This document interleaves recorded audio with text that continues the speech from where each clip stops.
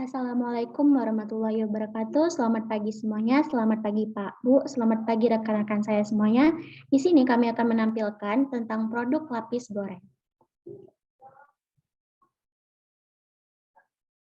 Nah, di sini ada nama-nama rekan saya yaitu Bella Sepia Lubis, Lia Pradita, Dahlia Najailani, Hari Wahid Pratama, saya sendiri Darmaini Storus, Miftah Karida Pane, Diana Aprida Manurung, Nadia Zakira Nasution, dan Putri Ayu. Selanjutnya akan dibacakan oleh rekan saya.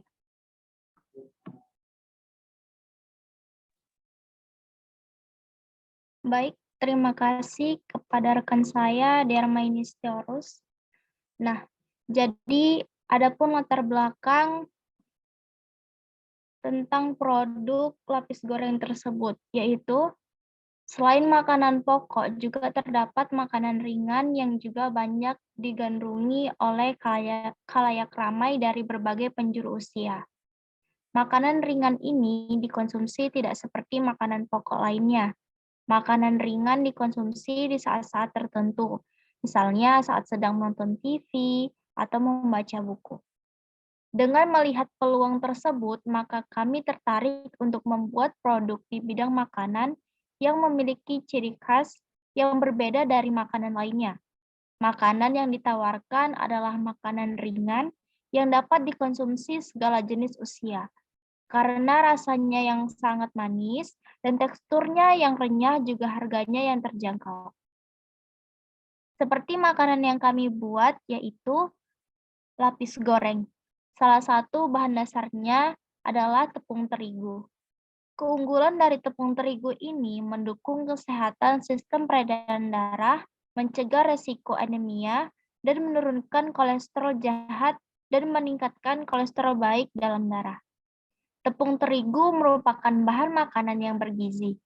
Olahan yang terbuat dari tepung dapat memberikan asupan kalori, lemak, serat, dan karbohidrat. Selain itu, tepung juga mengandung berbagai vitamin, mineral, dan antioksidan. Next.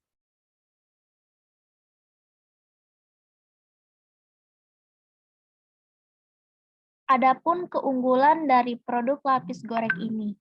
Yang pertama, bisa request langsung dengan owner untuk rasanya. Yang kedua, pilihan rasa lebih banyak. Dan yang ketiga, bahan makanan yang digunakan tidak mengandung pengawet. Yang keempat, lebih banyak promosi dan diskon.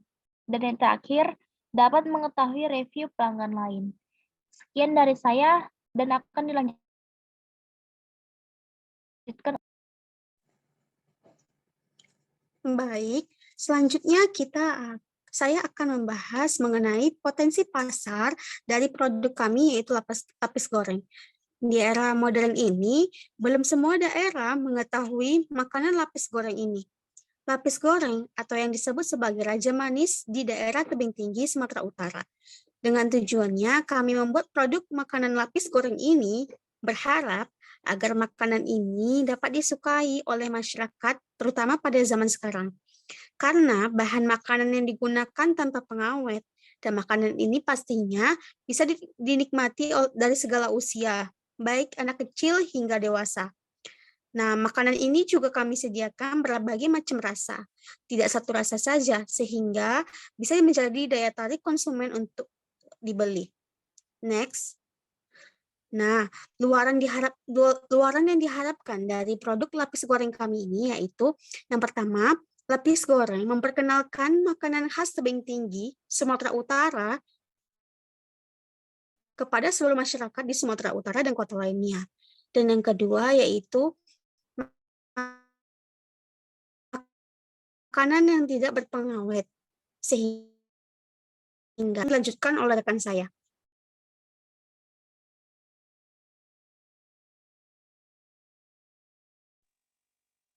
Baik, selanjutnya yaitu manfaat kegiatan. 1. Memperkenalkan makanan khas tebing tinggi Sumatera Utara lebih luas. 2. Konsumer dapat mengetahui kualitas produk dari owner. Selanjutnya akan dilanjutkan oleh rekan saya.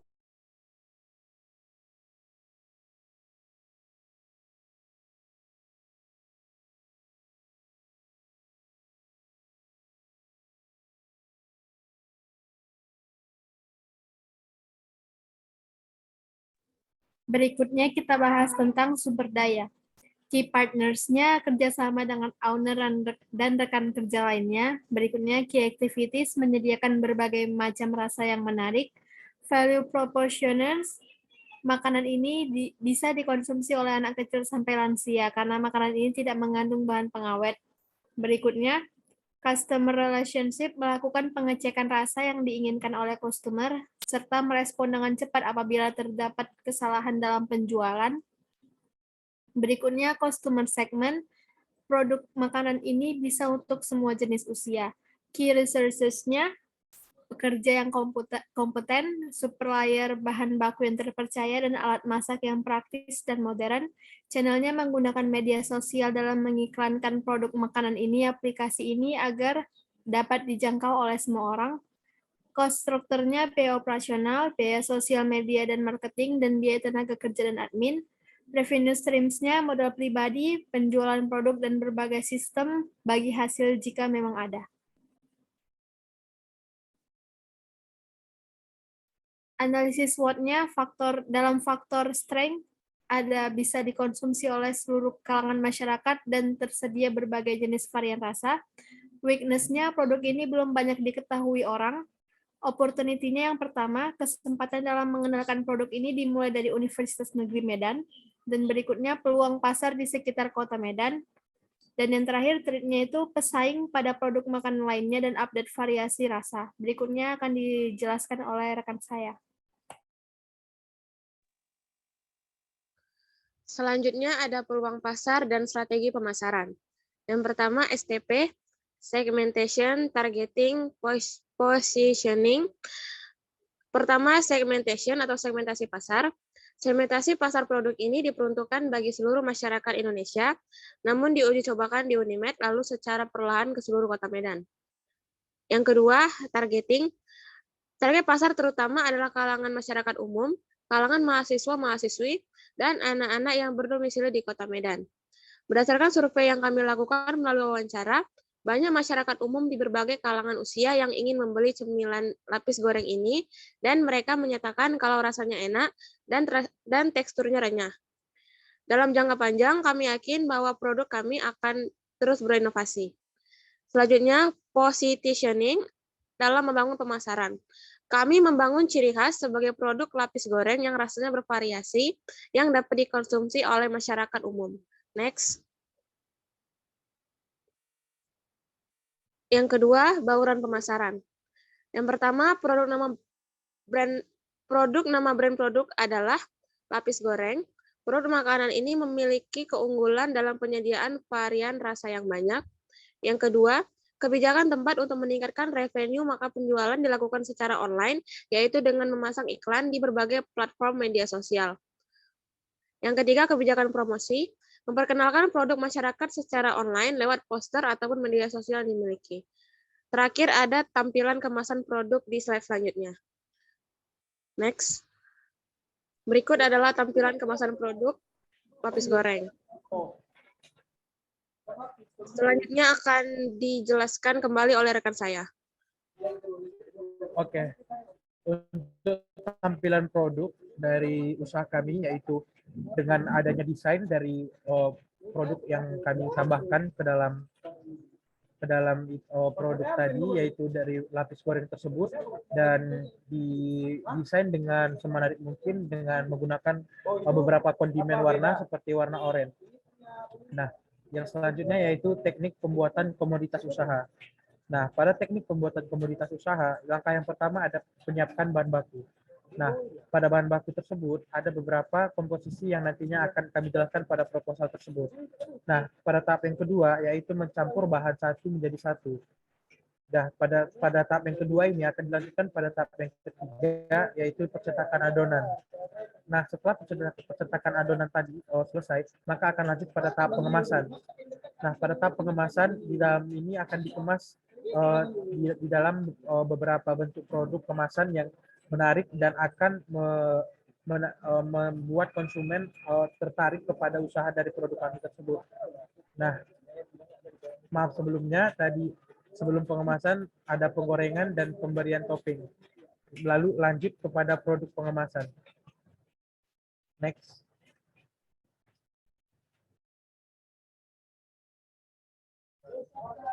Nah, pada teknik pengemasan ini akan dilanjutkan oleh saudari Lia Pradita.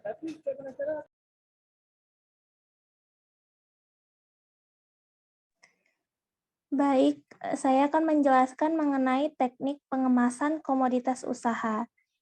Langkah awal yaitu menyiapkan produk lapis goreng yang telah selesai. Kemudian, menyiapkan kemasan dan stiker kemasan sebagai identitas produk. Lalu, masukkan lapis goreng ke dalam plastik sesuai dengan ukuran yang dipesan oleh customer. Yang keempat, tempelkan stiker pada kemasan dengan rapi. Lalu yang terakhir yaitu lem plastik yang telah selesai.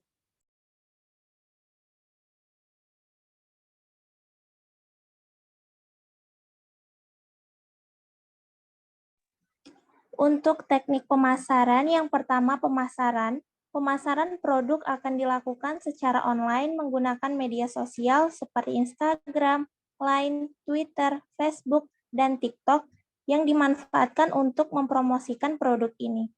Yang kedua, brosur. Membagikan dan menempelkan brosur di tempat yang banyak dilalui oleh masyarakat dengan tetap mematuhi protokol kesehatan.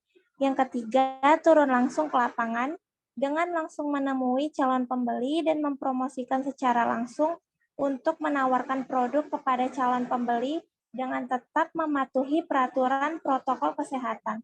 Yang keempat, harga. Harga yang kami tawarkan beraneka ragam, tergantung ukuran dan varian rasa yang dipesan dan sudah pasti sangat terjangkau. Untuk selanjutnya akan dijelaskan oleh rekan saya.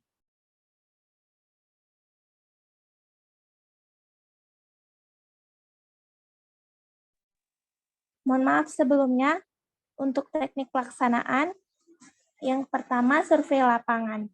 Tahapan pertama yang harus dilakukan adalah melakukan konfirmasi lokasi. Yang kedua, pengumpulan bahan dan penyediaan alat. Lalu melakukan pengumpulan bahan baku, yaitu tepung terigu dan tepung tapioka, serta menyediakan alat produksi. Yang ketiga, produksi. Setelah bahan dan alat sudah terpenuhi, selanjutnya adalah melakukan proses produksi. Yang keempat, promosi. Promosi juga harus dilakukan agar masyarakat dapat mengenal produk lapis goreng, sehingga presentasi penjualan dapat terus meningkat.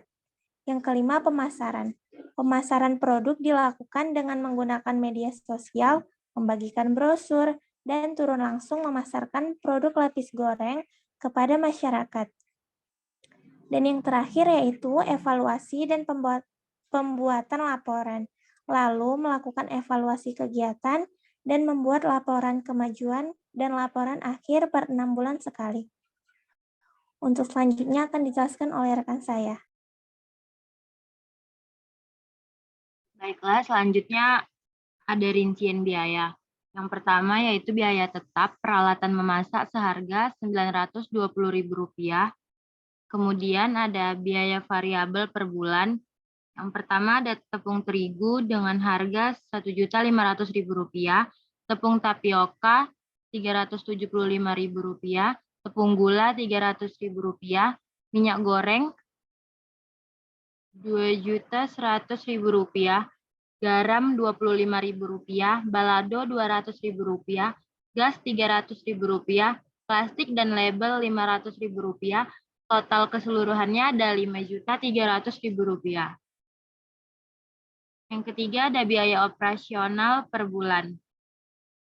Yang pertama transportasi, listrik, air, dan lain-lain harganya Rp500.000. Yang